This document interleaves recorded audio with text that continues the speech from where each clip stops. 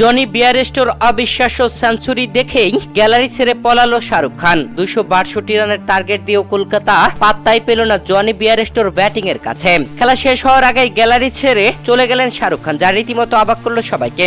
IPL এর 42তম ম্যাচে Kolkata night Riders খেলতে নেমেছে পাঞ্জাব কিংসের বিপক্ষে। আর এই ম্যাচে কলকাতা নাইট রাইডার্স আগে ব্যাট করতে নেমে সুনীল নারিন ও ফিল সল্ট এই দুই ওপেনারের তাণ্ডব ব্যাটিং এ বিশাল রান সংগ্রহ করে, যেখানে পুরো 20 ওভার খেলে 6 উইকেট হারিয়ে 261 রান সংগ্রহ করে তারা। 262 রানের টার্গেটে ব্যাট করতে নামা পাঞ্জাব কিংস ওপেনিং এ তাণ্ডব হাঁকিয়েছে।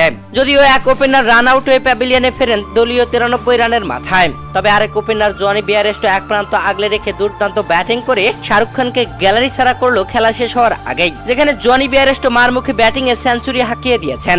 দর্শক, যেখানে দলীয় ষষ্ঠ ওভারের শেষ বলে রান আউট হয়ে প্যাভিলিয়নে ফিরেছিলেন ওপেনার প্রাভ সিমরান সিং, করেছিলেন 20 বলে 54 রান। তবে আরেক ওপেনার জনি বিয়ারস্টো মারমুখী ব্যাটিং এ 15তম ওভার শেষ হওয়ার আগেই সেঞ্চুরি হাঁকিয়ে দিয়েছেন। আর জনি বিয়ারস্টো এমন সেঞ্চুরি করার পরেই কলকাতা নাইট রাইডার্স এর মালিক শাহরুখ খান গ্যালারি ছেড়ে চলে গিয়েছেন। এজন্য কলকাতার বোলাররা পাত্তাই পাচ্ছে না পাঞ্জাব কিংসের ব্যাটারদের কাছে।